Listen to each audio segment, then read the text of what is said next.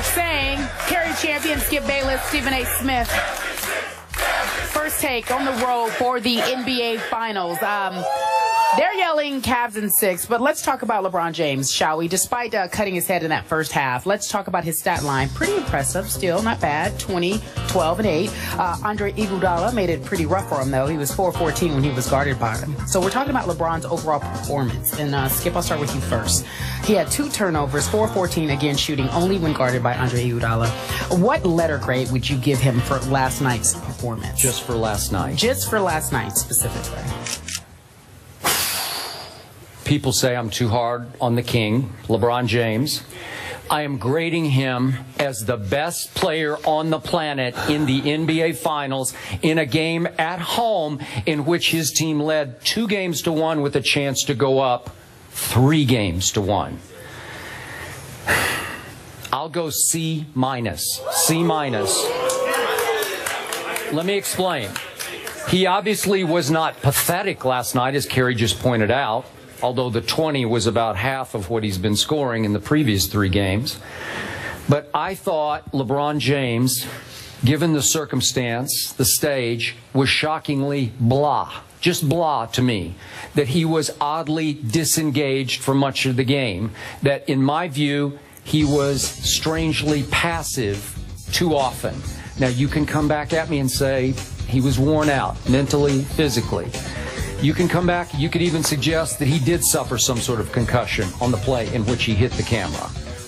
I'm not buying it. I'm not going to give him a pass for that. He's better than that. That's beneath his dignity for us to make those kind of excuses for this player on this stage. Look, bottom line, as harsh as this may come off, the Warriors went small and LeBron came up small in this game on this night. He'd been sensational before, and I gave him high marks for making all 4 of those big clutch free throws to ice game 3 here. But last night in the 4th quarter, when, again, because I picked Golden State, I'm rooting for Golden State, I am scared to death. I'm on the edge of my seat because it felt like the momentum had shifted back to the home team. And I was waiting for LeBron James to lead the charge in the 4th quarter. And I waited, and I anticipated, and LeBron James scored 0 in the 4th quarter. 0 points, and took only 2 shots? Are you kidding me? I was happy because it made me look slightly better because the Warriors evened the series. And I'm happy for us and our show because, boy, it's game on now. We got a series, and we are going back to Oakland. But in the big picture, all that adds up to me because he is so great, to a C- on that night on that stage. I often say that when people criticize you, it would be a huge mistake to try to argue the facts with this man. He knows what he's talking about. He watches everything. And I stand by that. You make me better because you're studied and you know what the hell you're talking about. You got to know what you're talking about sitting across from Skip Bayless. I appreciate that, but a big but is coming. But the reason why the but is coming is because I often say, don't argue with your facts. Argue with your perspective. I agree with you about the C-.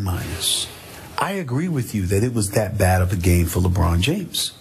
My problem is that you got to preface it with the best player in the world, and that's what you're judging him by, and you use past sequences and past incidences to judge what transpired for this one particular game, as if there's closure here. He had a bad game. He did. That's all. I agree. I'm with you. This is a guy, this is a 2-time champion. This is a 4-time league MVP. This is a guy that has shown us that a big game arrives and he'll show up. He won't disappear. He won't wilt beneath the pressure. Sometimes he'll be successful. Sometimes he won't. But this isn't a young LeBron that had us thinking he was scared to get to the free throw line. This isn't a young LeBron James that, you know, we're looking at him and we're saying there's so much that's missing because we don't know if he has the guts and the heart. And that's not what this is. This very well, in my opinion, was a guy last night that ran into a wall. He was spent. He was tired, and he knew he could afford to be because now we got a 3-game series. If this is game 7, oh, there's no excuse for this. oh, we're all over this. If Golden State were up 2-1 and they would get an insurmountable 3-1 lead because of this, there's no excuse for that. You got a 2-1 lead. Golden State wins, it's tied. That's not ideal. You don't want that. But if you're spent psychologically, spiritually, whatever, there's going to be something inside of you that says there's always tomorrow. When there's a tomorrow. That's what I think happened to LeBron James last night. He was just spent. He was just spent. And I think that now if you're saying, and I was the one that said, he's the best conditioned dude, etc., etc. You sure did. Absolutely. You and I brought said that up 100 times. But stay with me. But stay with me. But Skip, he's one human being, and they're throwing 7 and 8 dudes at him. And I'm saying to you that if you had, see, what to me, and this is where I am going to get on you, yesterday, that very day leading up to last night's game, you sat right in that seat and raved about his supporting class. Raved about it. You said that the article that called them this ragtag bunch that's very disrespectful, well, they seemed pretty damn accurate last night. Ragtag collection of cast-offs. And I'm saying to you, last night, what did they look like? Now, when it comes to that, you're going to look at that supporting cast, and what are you going to say? It was one game. How come LeBron can't get? It was one game. That's all I'm saying. Okay, so you gave in and you said he had a bad game, but then you have to make an excuse that he was spent. We can't give him that pass. How can you be spent in the NBA Finals? I'm sorry, I'm not buying it. You can be spent. When you're LeBron James, you can't be spent. That's not true. That's where we differ. Because if he breathes, I mean, he drinks Gatorade like everybody else. He drinks water like everybody else. He got to lift weights. He got to get some sleep. I mean, the dude ain't inhuman. The dude's not some superhero. He's got that superhero ability, but he's no superhero. Okay. I mean, now you forced me to bring up the name. I'm going to have to go Michael Jordan on you. All those finals games, I watched. Never, and I covered the team at the end of his run, obviously 1998. Never, ever, ever did I hear Michael was spent tonight. Now, he had the flu game, but he had the flu, and he still won the game. Time out. Okay? Time out. Come on. Michael Jordan had Phil Jackson, had Scottie Pippen, had B.J. Armstrong, had John Paxson, had Bill Wennington, had Bill Cartwright, had Stacey Kerr. Let me finish. Okay. No. I'm talking depth. I'm talking bodies. I don't recall Michael Jordan having to average 47 minutes and playing with a ragtag bunch. You can sit there and you got to remember, and we have to understand this, and to put all of this in perspective, I am sitting across from a man that gives very little credit to Scottie Pippen and his presence in helping the Bulls win a title. According to you, Scottie Pippen, you might as well say Scottie Pippen barely had anything to do with the title. He's not a top 50 player. Michael Jordan made Scottie Pippen. I'm sorry. I was there. I saw it. Find out. Wait a minute.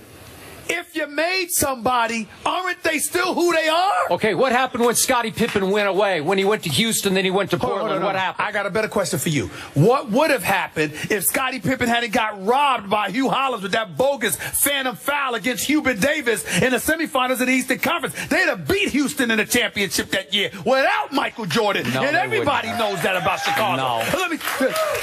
Scottie Pippen and Chicago Bulls, if they had beaten the Knicks, they wouldn't have gone on a win. No. Oh, Lord. No. Oh, Lord. Sorry. I just can't. Look, we're getting off track here because it's Michael Jordan. Was he ever spent? He would play 40 minutes a night, and he was never, ever spent. I'm sorry. You can't do that in the NBA Finals. And I'm sorry. Nobody is saying LeBron is Michael Jordan. You keep bringing up the comparisons. Nobody is saying that LeBron has eclipsed Michael Jordan. If they say that, you got a point. But if you're conceding that LeBron isn't Michael Jordan, why keep bringing up the comparisons if we've conceded he's not Michael? Then don't ever again on this show say he's the best conditioned athlete in the NBA. LeBron today? James. I can't say that today? You cannot. Yes, I can because today. If he is, and you have today I can. You have 48 hours to get ready for a Game 4 that could make your season. You could pull off one of the great upsets in finals history, and you come up small because you're spent. You're spent. So he can't be tied in Game 4. You can't have that. We got a break. Guys, you see, this is real life. This is my life right now. right. We'll be right